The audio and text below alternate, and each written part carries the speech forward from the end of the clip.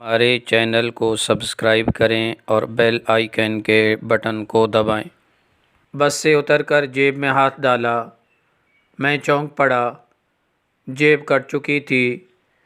جیب میں تھا بھی کیا، کل 9 روپے اور ایک خط جو میں نے ماں کو لکھا تھا۔ میری نوکری چھوٹ گئی، ابھی پیسے نہیں بھیج پاؤں گا۔ 3 دنوں سے وہ پوسٹ کارڈ جیب میں پڑا تھا۔ پوسٹ کرنے کی طبیعت نہیں ہو رہی تھی۔ 9 روپے جا چکے تھے۔ یوں 9 روپے کوئی بڑی رقم نہ تھی، لیکن جس کی نوکری چھوٹ گئی ہو اس کے لیے 900 سے کم بھی تو نہیں ہوتی۔ کچھ دن گزرے، ماں کا خط ملا۔ پڑھنے سے پہلے میں سہم گیا، ضرور پیسے بھیجنے کو لکھا ہوگا، لیکن خط پڑھ کر میں حیران رہ گیا۔ ماں نے لکھا تھا، بیٹا تیرا بھیجا 50 روپے کا منی آرڈر ملا۔ تو کتنا اچھا ہے رے، پیسے بھیجنے میں ذرا کوتاہی نہیں کرتا۔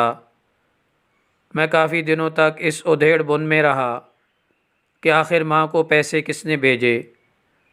کچھ دن بعد ایک اور خط ملا۔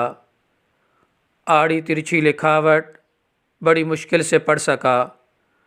بھائی 9 روپے تمہارے اور 41 روپے اپنے ملا کر میں نے تمہاری ماں کو منی آرڈر بھیج دیا ہے۔ فکر نہ کرنا، ماں تو سب کی ایک جیسی ہوتی ہے نا، وہ کیوں بھوکی رہے۔ خدا را والدین کی قدر کرنا، جو اپنی اولاد کی خوشی کے لیے اپنا سب کچھ ہار دیتی ہے۔